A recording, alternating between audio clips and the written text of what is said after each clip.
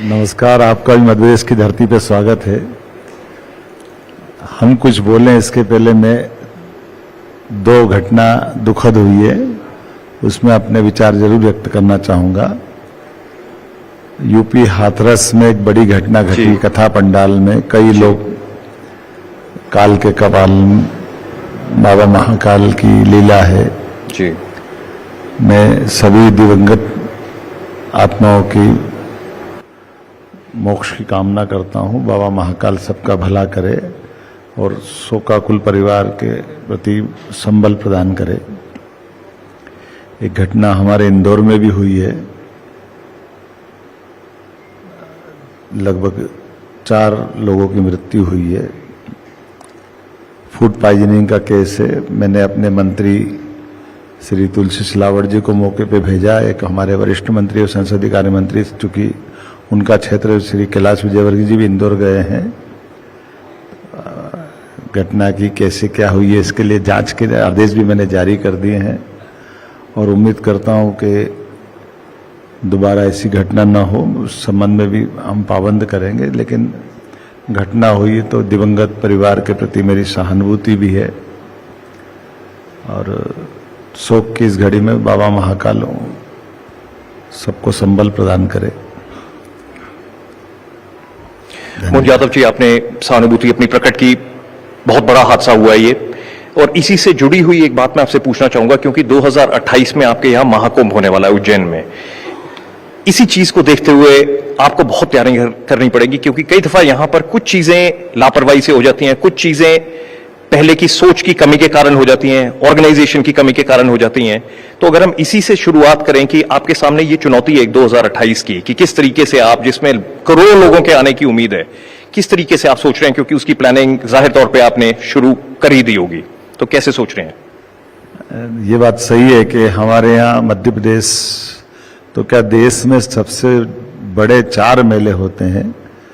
जहाँ बृहस्पति कुंभ में प्रवेश करते हैं वहाँ कुंभत कहलाता है। जहाँ बृहस्पति में सिंह राशि सिंह प्रवेश करते हैं, सिंह राशि में बृहस्पति प्रवेश करते तो वहाँ सिंहस्थ होता है। तो उज्जैन और नासिक ऐसे स्थान है जो सिंह राशि में बृहस्पति प्रवेश करने के कारण से इनको सिंहस्थ माना जाता है। प्रत्येक 12 साल में होने वाले इन मेलों में खास करके उज्जैन का मेला इस बार और अद्भुत रहेगा और ये एक संयोग भी है और बाबा का आशीर्वाद भी है। आज़ादी के बाद जब जब भी कुंभ मेला या हमारा अपना जिसको हम सिंहस्थ कहते हैं, हमेशा भाजपा या उसकी पूर्ववर्ती मातृ संस्थाओं का ही मेला रहता है। जनसंघ के समय से हमारी संवित सरकार 67 में थी, बाद में जनता पार्टी की सरकार में रहा, बाद में हमारी अपनी भारतीय जनता पार्टी की सरकार में है। और इस मेले में जो प्रबंधन हम कर रहे हैं वो अपनी जगह है, लेकिन मैं आपकी जानकारी के लिए बता दूं कि देश के अभी वर्तमान के रिकॉर्ड में 1 साल के अंदर सर्वाधिक धार्मिक संख्या आने का कोई अगर नगर है तो वो उज्जैन है, जहां पर लगभग 8 करोड़ से 10 करोड़ लोग प्रतिवर्ष आने लगे हैं। ये पहले आंकड़ा 2 करोड़ का था, लेकिन माननीय मोदी जी के बाद, बाबा महाकाल के महालोक बनने के बाद और बाकी अन्य कारण से बड़े पैमाने, और मध्य प्रदेश सेंटर में है, उत्तर दक्षिण पूर्व पश्चिम सभी प्रकार के धर्मावलंबी आते हैं। तो हमने ये सारे प्रबंधन मेले के लिए चालू कर दिए हैं। मेले के साथ मेले में न केवल उज्जैन में बल्कि यहाँ से मेले में आने वाले तीर्थयात्री ओंकारेश्वर, दूसरे ज्योतिर्लिंग जो खंडवा जिले में आता है, मां नर्मदा के किनारे ममलेश्वर का मंदिर है। इसी के साथ साथ आसपास के दोनों संभाग इंदौर उज्जैन के हमने लगभग 20 स्थान चिन्हित किए जब बड़ी संख्या आएगी तो वहाँ के प्रबंधन के लिए भी पर्याप्त धनराशि दी है और उसके संबंध में काफ़ी ज़्यादा हमने अपनी कार्रवाई सक्रिय रूप से प्रारंभ कर दी। मध्य प्रदेश की इकोनॉमी के लिए उज्जैन और जितने आप जो इस प्रकार के जो भी फेस्टिवल सोच रहे हैं, जो चीजें आप प्लान कर रहे हैं, सोच रहे हैं, थोड़ी दूर पे यहाँ पे भीमबेटका है, सांची के स्तूप हैं, जितने आपके पास यूनेस्को वर्ल्ड हेरिटेज साइट हैं, मध्य प्रदेश को किसी टाइम पर बीमारू स्टेट कहा जाता था, धीरे धीरे तरक्की की राह पर आज ये निकल चुका है। डायमंड स्टेट्स की अगर हम बात करें तो एक चमकता हुआ हीरा धीरे धीरे तराशा जा रहा है यहां पर। लेकिन जब आप इन सब चीजों को देखते हैं, मध्य प्रदेश की धरोहर को देखते हैं और आपको नजर आते हैं कि यहां पर बहुत चीजें हैं जिनके ऊपर बहुत काम किया जा सकता है, तो आपने अपने 6 महीने 7 महीने जो आपके अभी गुजर चुके हैं यहां पर, उसमें किस तरीके की आपने व्यवस्था की है कि इन चीजों को आप कैसे मध्य प्रदेश की इकोनॉमी के साथ जोड़ेंगे आप इनको? देखिए, ये बात सही है कि ये हमारे लिए राज्य की धरोहर है, देश की धरोहर है और कई तो दुनिया की धरोहर है। जैसे आपने भीमबेटका का उल्लेख किया, भीमबेटका दुनिया की धरोहर है, वर्ल्ड हेरिटेज में से हमारा वो स्थान आता है। मैं कोशिश कर रहा हूँ कि ये हमारे अपने ऐसे स्थान, जिन स्थानों को दुनिया को जानना चाहिए, ये रोजगार के केंद्र भी बने, इनकी जिज्ञासा का समाधान भी करे। ऐसे सब कारणों से हमारे अलग अलग जो ऐसे ऐतिहासिक महत्व के स्थान हैं, धार्मिक पर्यटन भी हो सकता है। और जीएसटी का जो खास करके हमको मालूम है कि अपने यहाँ स्टैंडर्ड टाइम के बारे में बात की जाती है तो ग्रीनविच से होती है, लेकिन भविष्य में ये उज्जैन से होगी। 300 साल पहले तक उज्जैन का ये बड़ा महत्व था। आज उस महत्व को पुनर्स्थापित करने के लिए इस बात पे मैं आपको एक बार रोकूंगा। बड़ी इंटरेस्टिंग बात आपने ये बताई कि जो मानक टाइम है जो पूरी दुनिया में माना जाता है, ग्रीनिच टाइम है जी। आप उसको बदलना चाहते हैं। आप कहना चाहते हैं कि यहां से, उज्जैन से आप उसको मार्कआउट करेंगे, आप यहां पर लेकर आएंगे उस स्टैंडर्ड टाइम को। कैसे करेंगे उसको, थोड़ा सा अगर समझाएं कि ये क्या चीज है। मैं समझाता हूं।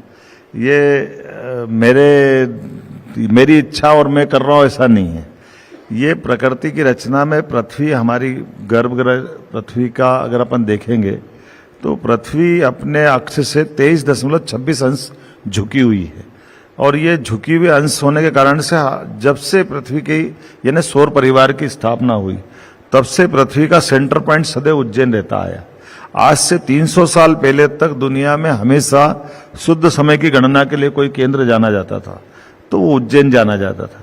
और आज भी हम अपने जीपीएस, अब तो एक नया यंत्र आ गया जिसके माध्यम से फिजिक्स वाले पृथ्वी कितने अंश पे झुकी वो देख सकते हैं। उस पॉइंट को अगर देखेंगे तो वहां आज भी 21 जून और 22 दिसंबर साल में 2 बार जो सूर्य अपनी कक्षा बदलते हैं, उत्तरायण से दक्षिणायन में जाना, दक्षिणायन से उत्तरायण में जाना। तो मध्याह्न के सूर्य दोपहर 12 बजे एक कीला लगाते हैं जिसको पुराने प्राचीन यंत्र में शंकु यंत्र कहते हैं, उससे वो अपनी कक्षा बदलते दिखाई देते हैं। तो ये जो महाकाल की नगरी, ये काल की नगरी अर्थात समय की नगरी। तो जो सर्वाधिक शुद्ध समय जब पृथ्वी के बिल्कुल सिर के ऊपर सूर्य देवता आते हैं तो उसकी छाया समाप्त होती है। वो छाया जहां से समाप्त होती है, इसको अपन बाकी प्रकृति की भाषा में ऐसे समझ सकते हैं कि जो सूर्यास्त और सूर्योदय का समय जो होता है, आमतौर पर जो सेंटर पॉइंट होगा वो 1 घंटे से ज्यादा नहीं हो सकता है। आमतौर पर गर्मियों के दिनों में ये 7 बजे चला जाएगा, सर्दियों के दिनों में 5 बजे के आसपास रहेगा, एवरेज 6 बजे के आसपास रहेगा। ये अपना देसी बगैर यंत्र से जाना जाने वाला विषय है। अब आप ग्रीनविच में जाकर जाओ, मैं गया हूं, टूरिज्म चेयरमैन था, तो ग्रीनविच में गर्मियों के दिनों में रात को 10 बजे तक सूर्य दिखाई देता है लंदन में। तो ये वही बात हो गई जो प्रकृति के एकदम विरुद्ध हो जा रही है। वो 1 घंटे से ज्यादा नहीं होना चाहिए। लेकिन ये वो दौर था जब वो ले गए, जब हम पहले फ्रांस की राजधानी पेरिस 50 साल वहां से समय तय होता रहा। जब फ्रांसीसी कमजोर हुए, अंग्रेज हावी हुए, तो वो लंदन ले गए। लेकिन ये इसमें जो विद्वान लोग हैं, जो फिजिक्स के जानकार है, गणित के जानकार है, जो सौर गणना की विधा में समझते हैं, हमारे संस्कृत के विद्वान है, उस बात को मानते हैं। बल्कि ये नहीं, ऐसे जुड़े हुए हमारे, भले ही पाकिस्तान से हमारे संबंध कैसे भी हों, कई मामलों में से मैं असहमत होगा, लेकिन पाकिस्तान के विद्वान भी इस बात पे सहमत है कि ग्रीनविच का समय गलत है, भारत से समय गणना करे वो सही है, और उज्जैन की गणना हो वो और ज्यादा सही है। ये हमारे लिए सौभाग्य की बात। मोहन यादव जी, आपका साइंस का बैकग्राउंड भी रहा है, आपका विज्ञान में काफी रुचि रही है। आपकी कभी कभी हैरानी होती है देखिए कि आपका विज्ञान में भी पूरी रुचि रहती है, आपकी धार्मिक चीजों में भी पूरी रुचि रहती है। अगर हम राजनीति की बात कर लें उसमें तो पता ही है कि आपकी कितनी रुचि है। और 2014 में आपके पास 27 सीटें थी लोकसभा में, 2019 में बढ़कर वो 28 हो गई। चुनौती आपके सामने और बड़ी खड़ी हो गई। आपकी अग्नि परीक्षा भी शुरू हो गई पिछले साल जैसे ही आप मुख्यमंत्री बने कि आपके सामने पहली चुनौती यही थी कि लोकसभा में इस बार क्या होगा। और जब आप 28 के आंकड़े पर पहुंच गए हो और 29 सीटें हो और छिंदवाड़ा आपके सामने हो, बड़े बड़े गढ़ हो सामने, कमलनाथ हो, तो चुनौती आपके सामने बड़ी थी, अग्नि परीक्षा आपके सामने बड़ी थी। तो वो 28 से 29 लेकर जाना कोई आसान काम तो नहीं रहा होगा। तो कौन सी चाणक्य नीति, कौन सी रणनीति उसके पीछे चलती रही जिसने ये वाले नंबर लाकर बीजेपी को मध्य प्रदेश में दिए जो बाकी देश में नहीं हासिल हो पाए? देखिए, ये दो चीजों को इस तरह से देखना पड़ेगा। मध्य प्रदेश का पूरा अपना स्वभाव ये हमारी राष्ट्रीय विचारधारा से जन्म काल से ही, जनसंघ के जमाने से रहा है। पूरे देश में भाजपा को कभी कोई सीट नहीं मिली, सबसे पहली विजय मिली तो मध्य प्रदेश से मिली, जनसंघ के जमाने से। नगर पालिका भी पूरे देश में कहीं से जीते, मध्य प्रदेश से जीते। हमारे बड़े नेताओं की बात करें, स्वर्गीय भारत रत्न अटल बिहारी वाजपेयी मध्य प्रदेश की देन थे, कुशाभाऊ ठाकरे मध्य प्रदेश की देन थे। लेकिन इसके अलावा भी ये जो लंबी सरकार हमारी चली है, उस सरकारों के आधार पे भी हमने जो जनहितैषी निर्णय लिए तो हमारी जड़ें और गहरी होती चली गई। संगठन का नेटवर्क भी हमारा उतना ही बहुत कुशलता से नीचे तक फैला हुआ है। ये बात सही है कि हमारे सामने जो हमारा जीत का रिकॉर्ड रहा है, सबसे ज्यादा सीटें पहली बार भाजपा मध्य प्रदेश में जीती लोकसभा की, तो हमारी 2003 की मुख्यमंत्री साध्वी उमा भारती जी के समय जीती। उस समय की सीट 25 सीट जीतना ये बहुत बड़ा चमत्कार था। फिर काल के प्रवाह में हम कम ज्यादा होते रहिए, लेकिन ये बात सही कि जैसे ही हम 14 में आए तो माननीय मोदी जी का जो प्राकट्य हुआ और मोदी जी का जो काम करने का तरीका, गुजरात की उनकी सफलतम 3 कार्यकाल देश ने देखे थे और कांग्रेस की कुव्यवस्थाओं के आधार पर देश में निराशा थी और मध्य प्रदेश 27 सीट पार करके गया। 28 सीट हम कांग्रेस के शासनकाल में लाई। मैं इसलिए पूरी बात विस्तार से कह रहा हूं। 2019 में कांग्रेस की सरकार थी, कमलनाथ जी मुख्यमंत्री थे, लेकिन उनके मुख्यमंत्री काल होने के बावजूद भी हमने मोदी जी के नेतृत्व में देश क्या चाहता 28 सीटें जीत करके ये अपना रिकॉर्ड बनाया था। और स्वाभाविक रूप से जब मैं मुख्यमंत्री बना तो हमने अपनी उस विरासत को संभालते हुए, लेकिन मोदी जी के काम करने की स्टाइल, मोदी जी के प्रति जो जनता का लगाव था, फिर हमारी सरकार ने भी कई निर्णय किए तो द्रुत गति से संगठन का नेटवर्क भी देखा। और हमने छिंदवाड़ा को कहा था कि छिंदवाड़ा कांग्रेस का, लोग कहते गढ़ है, हमने कहा गढ़ नहीं गड़बड़ है, इस गड़बड़ को ठिकाने लगाएंगे, जनता के सामने लाएंगे। और अब आपने देखा ही है कि जनता का निर्णय सबके सामने हुआ। 1 लाख वोट से ऊपर से जीते अगर छिंदवाड़ा, तो वो अपने आप में प्रमाण इस बात का। और मैं आपको मान के चलता हूं, अभी वहां उपचुनाव चल रहा अमरवाड़ा, ऐसे पूरे क्षेत्र के अंदर 8 की 8 विधानसभा हमने अपने इस संगठन के सरकार के भरोसे से कुशलता के साथ जीत करके एक तरह से मोदी जी की इस तीसरे बार की सरकार में जितना बन पड़ा उतना प्रयास किया उनकी अपनी सरकार के साथ खड़े होने का। और हमको इस बात का गर्व है कि देश का दिल मध्य प्रदेश है और मध्य प्रदेश का दिल माननीय मोदी जी के लिए धड़कता है। देश का दिल मध्य प्रदेश है, मध्य प्रदेश के बिल्कुल ऊपर उत्तर प्रदेश। उत्तर प्रदेश में जो 33 सीटें आई, उसके पीछे आप क्या कारण देखते हैं? क्योंकि उसके ऊपर बीजेपी ने खुद भी अपनी पूरी एक स्टडी बैठाई, पूरा रिसर्च किया। विनम्रता से इतना ही कहना चाहूंगा कि उस पर विस्तार से कई बार बात आ गई और ये हमारी पार्टी संगठन उसका समीक्षा भी करता है। और ये बात सही है कि लोकतंत्र की खूबसूरती है। आप यूपी देख रहे हैं, यूपी तो हमने रखा ही है, यूपी का नेचर उल्टे हुए में देखो। माननीय मोदी जी का और योगी जी का चमत्कार देखिए। विगत 40 साल में कभी डबल यूपी में सरकार नहीं बनी, लेकिन यूपी में 2 बार सरकार बनी। कभी ऐसा हुआ ही नहीं कि यूपी से हमारी इतनी सीटें तीसरी बार आ जाए। यूपी जैसा इतना बड़ा राज्य जहां देश की 1/4 आबादी निवास करती है और इतनी बड़ी सीटें जीते। अदरवाइज यूपी में एक बार एक सरकार बनती, दूसरी बार दूसरी बनती, तीसरी बार, लगभग 50 साल से चल रहा था। तो जो यूपी में हुआ है वो भी कम नहीं, इतना बड़ा काम हुआ है।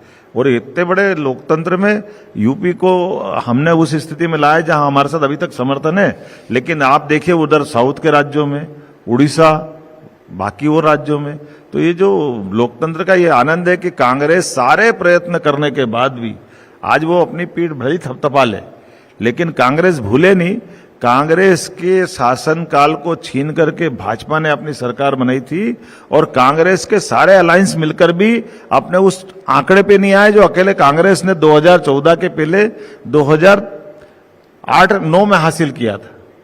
कांग्रेस ने सरकार अलायंस से बनाई थी, लेकिन फिर भी सबसे बड़ी मेजॉरिटी कांग्रेस की थी। लेकिन कांग्रेस खुद 14 में 115 पे रह गई थी। कांग्रेस अपने सारी ताकत लगाने के बाद सबके साथ लाने की, भाजपा सबको जोड़ के आगे निकली, जबकि उसका उल्टा हमने भी तो माननीय अटल बिहारी वाजपेयी जी के नेतृत्व में 24 दलों को मिलाकर तीसरी बार सरकार बनाई थी। तो कांग्रेस खुश हो रही है, अच्छी बात है, लेकिन कांग्रेस अब जो जिस रास्ते को पकड़ रही है, ये कांग्रेस का पतन का रास्ता है। कांग्रेस की और बुरी स्थिति बनेगी। कभी कभी भगवान अच्छा करे, हम तो सबके लिए अच्छी बात मानते हैं, लेकिन ये चाहते कि पक्ष भी होना चाहिए तो विपक्ष भी होना चाहिए। लेकिन विपक्ष ने अगर ये तय कर लिया कि वो इस तरह से अपना मजाक बनाएंगे तो कोई किसको कैसे रोक सकता है। आपने बात की कांग्रेस के नंबर्स की, आपने कांग्रेस के वोट परसेंटेज की भी अगर हम बात करें तो कई स्टेट्स में वोट परसेंटेज गिरी, लगभग 6 स्टेट्स में वोट परसेंटेज कांग्रेस की नीचे गई, 4 स्टेट्स में 64 में से सिर्फ 4 सीटें वो ले पाए। लेकिन जो भी हो, उसका नतीजा ये जरूर हुआ कि आज अगर हम लोकसभा की बात करें तो वहां पर कांग्रेस आगे खड़ी है और कांग्रेस उसमें अपनी पूरी आवाज बुलंद करके बोलना भी शुरू हो गई है। और उसी को अगर हम पिछले 1-2 दिन में देखें, राहुल गांधी ने वहां पर हिंदुओं को यह कहा कि हिंसक हिंदू, जिसके ऊपर मोदी जी ने कहा कि ये एक बहुत ही गंभीर स्टेटमेंट इन्होंने दी है। जिसके बाद राहुल गांधी ने कहा कि मैंने हिंदुओं को नहीं बोला, मैं मोदी जी को बोल रहा हूं, मैं आरएसएस को बोल रहा हूं, मैं बीजेपी को बोल रहा हूं कि ये हिंसक हिंदू हैं। और इस तरीके की जब बात आपने सुनी तो आपकी क्या प्रतिक्रिया है इसके बारे में? राहुल गांधी जी कितनी बार झूठ बोलेंगे? झूठ की कोई गिनती भी होगी कि नहीं होगी? दुनिया देख रही थी कि उन्होंने आम खुलेआम सबके सामने बोला हिंदू हिंसक। अब वो बीजेपी पे लाएंगे तो जनता मूर्ख है क्या? जनता सब समझती है। आप अपनी, जिसको हल्की भाषा में बोला जाए कि छक्के पंजे से आप लंबे समय तक लोगों को मूर्ख नहीं बना सकते। उनके अंदर की डर तो हमने सबने देखा ही है, चुनाव के पहले भी देखा, चुनाव के बाद भी देखा। वो बड़े बहादुर है ना, तो लड़ा के देख लेता अमेठी से। क्यों नहीं लड़ाया हमने अपनी बहन को? लड़ा के देखे ना, हौसला बनाना हो तो वापस केरल क्यों भेज रहे हैं? कहना अलग है, दिखाना अलग है, करना अलग है। वो केवल स्क्रिप्ट पढ़ रहे हैं और अपनी उत्तेजना उनपे हावी करके एक गरिमापूर्ण पद है नेता प्रतिपक्ष का। लेकिन अभी मैं तो उनके प्रति अपनी क्या बात करूंगा, लेकिन हम इतने बड़े हिंदू समाज को अपमान करने का अधिकार किसी भी हालत में कांग्रेस के किसी नेता को नहीं दे सकते, और देश जानता है और इसकी कीमत कांग्रेस को चुकाना पड़ेगी। आपने अमेठी की बात की, दूसरी तरफ से चुनौती, क्योंकि चुनौतियां दोनों तरफ से एक दूसरे के ऊपर आ रही हैं, दूसरी तरफ से चुनौती की मोदी जी को अयोध्या से लड़वा देते। क्या मोदी जी को अयोध्या से लड़वा देते? आप भूले नहीं, मोदी जी वो व्यक्तित्व थे जिनने अपने आप को प्रधानमंत्री करके सामने रखा, और प्रधानमंत्री करने के बाद में भी यूपी जैसे स्थान पर जहां समाजवादी की सरकार थी और प्रचंड बहुमत की सरकार थी, और ऐसे स्थान पर जो प्रधानमंत्री के स्वयं कैंडिडेट डिक्लेयर हो गए, मोदी जी ने न केवल अपना कैंडिडेट का चुनाव निकाला बल्कि देश के सामने प्रधानमंत्री बनकर के लगभग 60 साल का रिकॉर्ड तोड़ा कि एक दल की सरकार कैसे बन सकती है। ये कितना बड़ा रिकॉर्ड, छोटा मोटा रिकॉर्ड है ये सारे प्रयत्न कर ले। पहली बार भांजे बुआ अलग अलग लड़के देख लिए, फिर बुआ भतीजा 7 लड़के देख लिए, बाकी सारे 24 दल 20 दल मिलके देख लिए, लेकिन मोदी जी ने ना बनारस छोड़ा ना दिल्ली की सरकार छोड़ी। यह मोदी जी का विराट व्यक्तित्व। क्या कोई बराबरी करेगा मोदी जी की? राजनीति के ये उदाहरण अभी आपके सामने दिखाई दे रहे हैं, जो यूपी जैसे स्थान से पूरे दुनिया में 60 साल तक सरकार बनाने वाले लोग थे, वो अपनी एक सीट नहीं बचा पा रहे। अपने घर के उस सारे खानदान को मिलाकर के भी अभी लड़ने का स्थान नहीं तय कर पा रहा है। मम्मी बेटे के लिए सीट छोड़ रही है और बेटा बहन के लिए सीट छोड़ रहा है। ये सब उनके अंदर की ताकत बता रहा है कि वो किस दुनिया में खड़े, किस पानी में है, कितनी जमीन उनको मिली हुई। राहुल गांधी कई चीजों को इस वक्त वहां पर लोकसभा में पॉइंट आउट कर रहे हैं कि स्पीकर जब मोदी जी को मिलते हैं तो झुककर मिलते हैं, जब किसी और को मिलते हैं तो सीधे खड़े होकर मिलते हैं, जब ऑपोजिशन से किसी को मिलते हैं, कई सारी चीजें वहां पर पॉइंट आउट की जा रही हैं।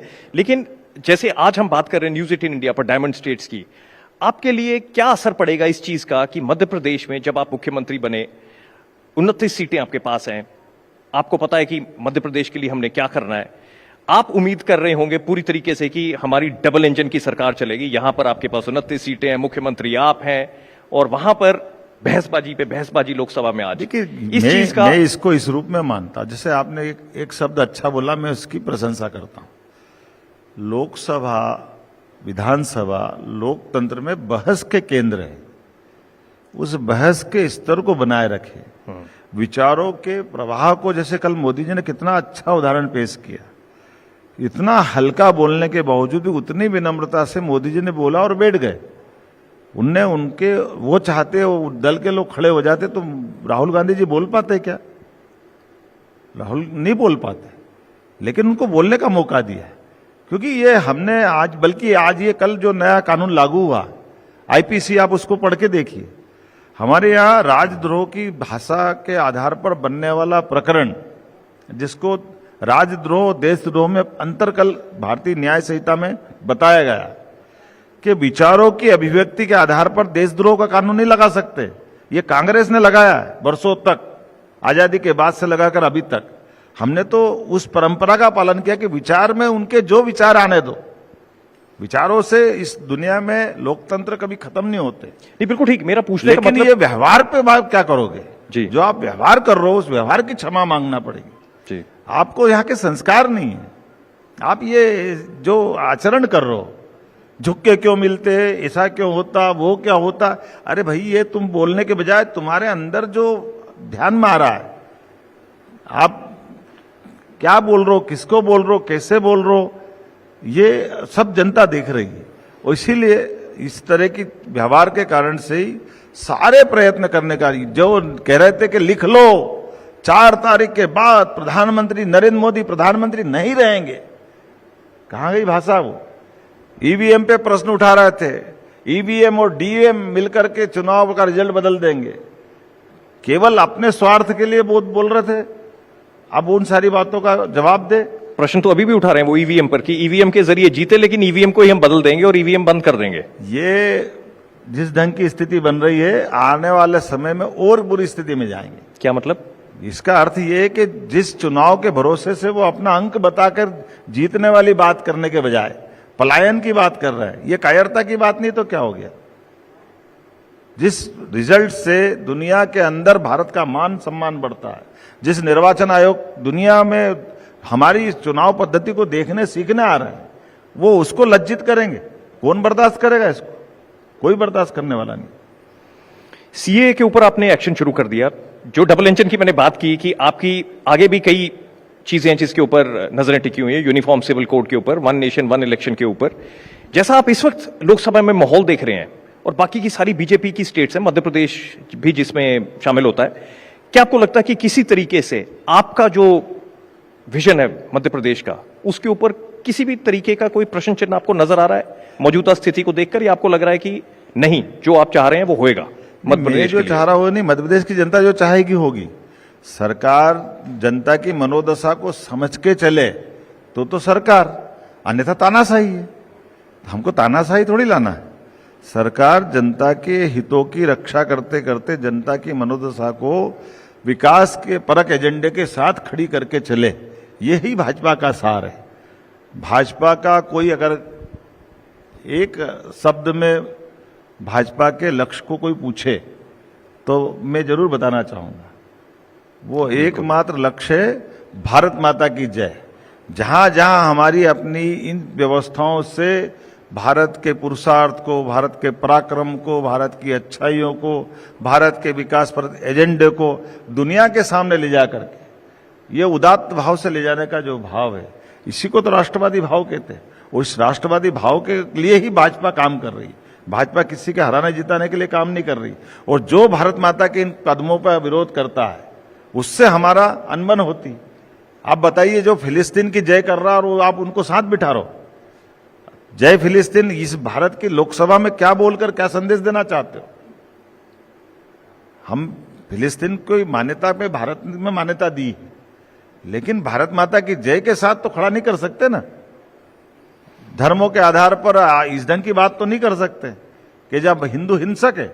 अरे दुनिया का एकमात्र धर्म ऐसा है जो सहिष्णुता की मिसाल बनाता है। इजराइल से लगा करके फारसी तक जो पूर्ववर्ती ईरान का धर्म है, यहूदियों को अगर इस दुनिया में शरण मिली तो भारत में मिली, इजराइल को शरण मिली तो भारत में मिली। भारत एकमात्र ऐसी जगह है जो सबको लेके चलना चाहता है, सबके लिए जोड़ता है। आप उनको गाली दे रहे हो, कौन बर्दाश्त करेगा इसको? पिछले महीने जून में आपके पास आपकी पुलिस के पास खुफिया जानकारी आई कि मध्य प्रदेश के एक हिस्से में फ्रिज में गौमांस रखा जा रहा है। लगभग कोई 11 परिवार थे जिन्होंने गौमांस की रिपोर्ट्स आई, खुफिया जानकारी थी। उसके बाद उसके ऊपर जांच की गई और पाया गया कि वहां पर मांस था। उसके बाद वहां पर बुलडोजर चले। उसके बाद असदुद्दीन ओवैसी का उसके ऊपर प्रतिक्रिया आई, पूरे तिलमिलाए वो, जिसके ऊपर आपने फिर कहा कि ये मध्य प्रदेश है, ये हैदराबाद नहीं है।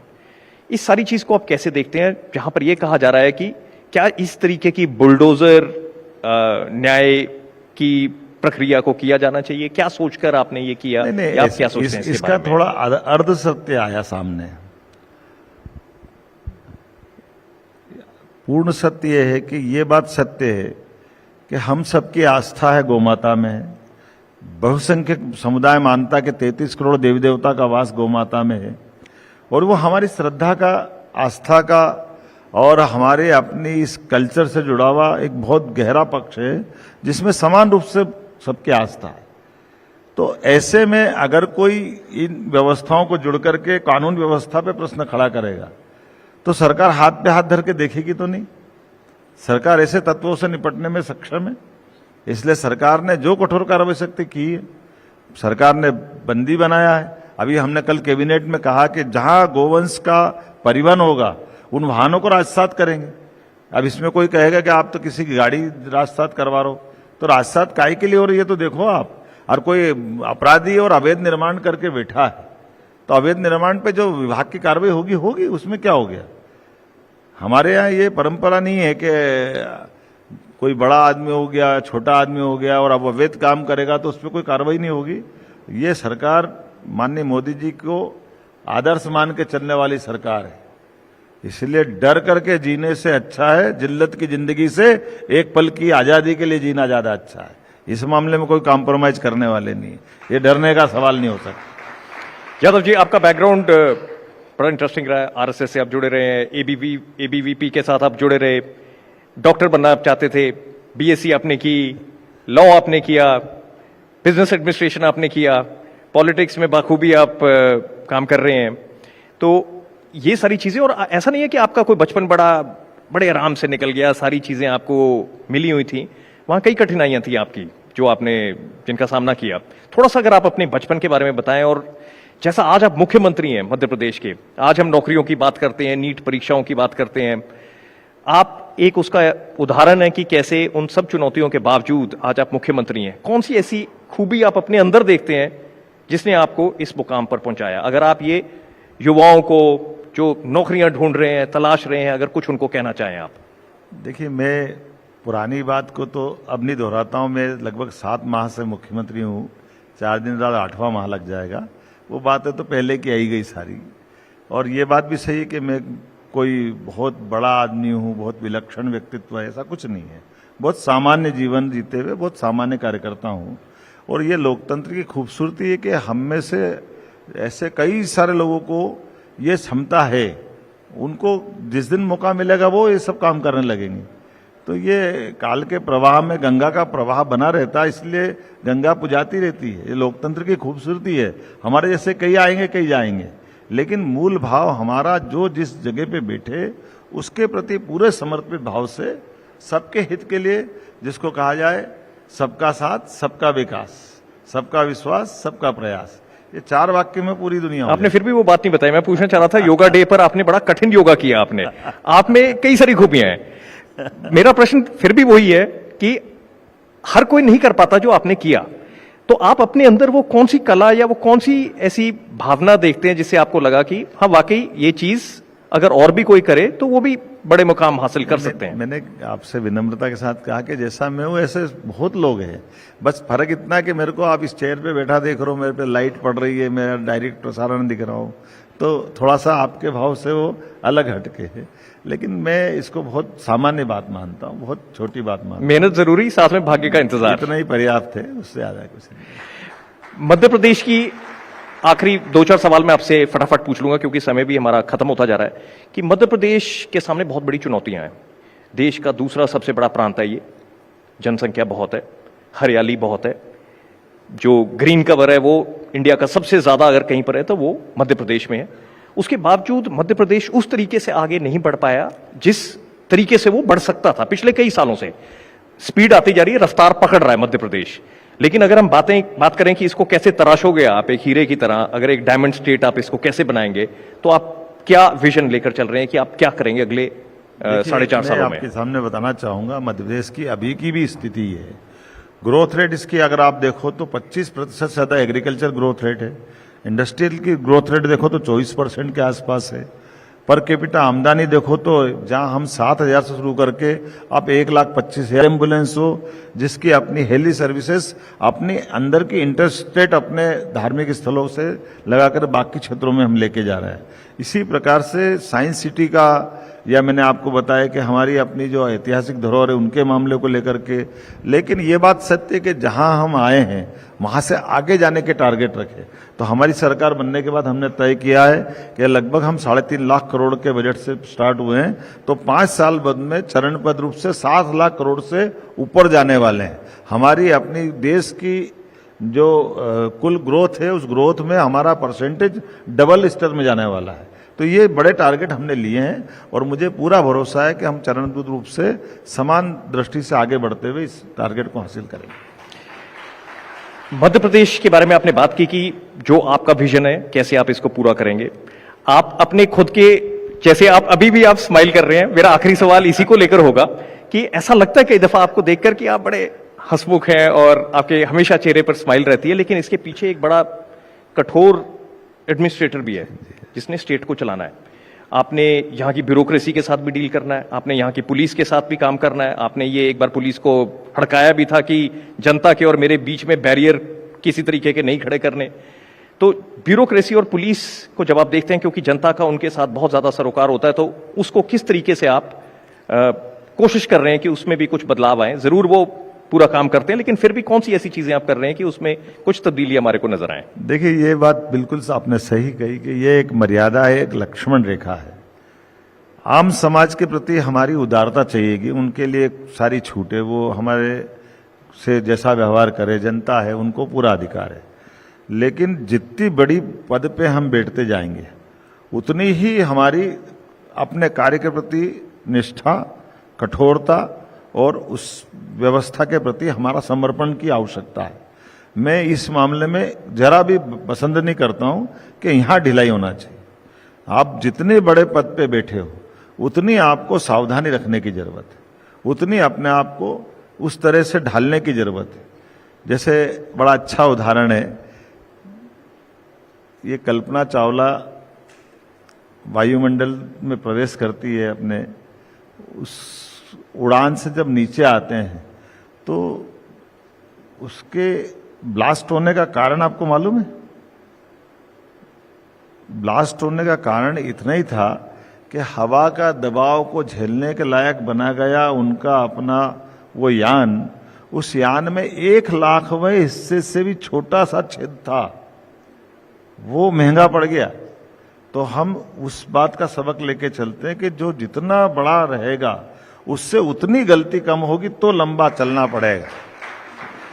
अगर हमने इसमें गलती की कोई बर्दाश्त नहीं होगी, और मैं इस सरल फार्मूले पे चलना चाहता हूं। समय बड़ा बलवान, मैं तो बहुत कुछ लिख कर लाया था कि आपसे कई सारे प्रश्न पूछेंगे, लेकिन समय के अभाव के कारण न्यूज 18 इंडिया पर मोहन यादव जी, फिर बहुत जल्द आपसे मुलाकात होगी। बहुत बहुत धन्यवाद आपका हमारे साथ जुड़ने के लिए।